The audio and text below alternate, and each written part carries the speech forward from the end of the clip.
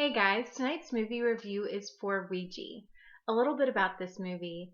Near the beginning of the film, there's a teenage girl, Debbie, who dies. She hangs herself in her own home.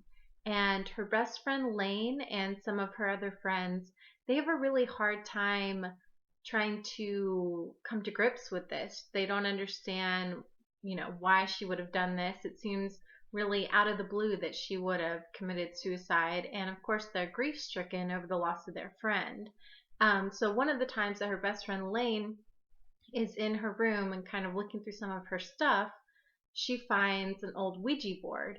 And the two of them used to play with the Ouija board when they were little kids. And so she decides to take this. And Lane also decides that she really wants to try to communicate with Debbie and see what happened and if there was anything that she or anybody else could have done to prevent this from happening.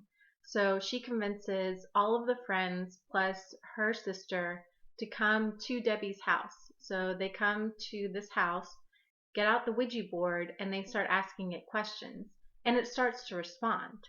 At first, they think that the spirit is Debbie, but then they find out that maybe it's not. Maybe it is actually an evil force. And so they're trying to figure out, is Debbie okay? What's happening with that? And who are they really talking to? Who is this and what are they doing? Because once they start communicating with the Ouija board, strange things start to happen to everyone who was in that room during the initial game of Ouija.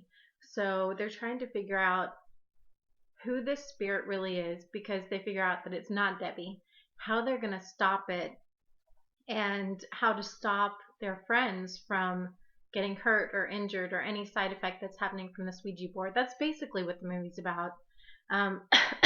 Excuse me. As far as the acting in the movie, it's very typical high school scary movie. Nothing special from any of the actors. I mean, I'm sure they pretty much did what they were asked, but no Academy Award performances here. The story itself, I mean, not a terrible story, but there really weren't that many scary moments. Very, very few jump scares. Yeah, I mean, there was never a moment in the movie where I was on the edge of my seat, holding my breath, anything. The pacing was kind of weird. There were points where the action seemed to be going really slow, and then all of a sudden it seemed like it was zipping around, and you really didn't know, how we got from point A to point C, skipped B, and there was really no explanation. You're really kind of dragged around. There wasn't any big moment, big scary moment, anything like that. This movie was, I don't know, I would give this movie a D. Don't waste your time. If you're wanting to see a scary movie this month, out of the ones that I saw, I would recommend Annabelle. I wouldn't see this one. I don't think it's worth your time. Maybe if it's on cable or something, but this definitely is not going to fill that kind of Halloween scary movie need. So if you haven't seen Annabelle yet, that's what I would recommend that you go out and see this weekend.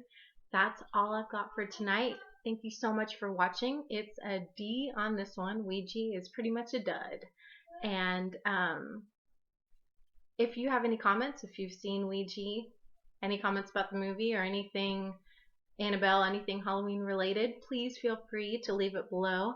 And as always, thank you so much for watching. I would really appreciate it if you would subscribe to my channel and get to watch more of these reviews. Really, really, really appreciate it. Thank you guys so much, and I hope you have a great night. Bye.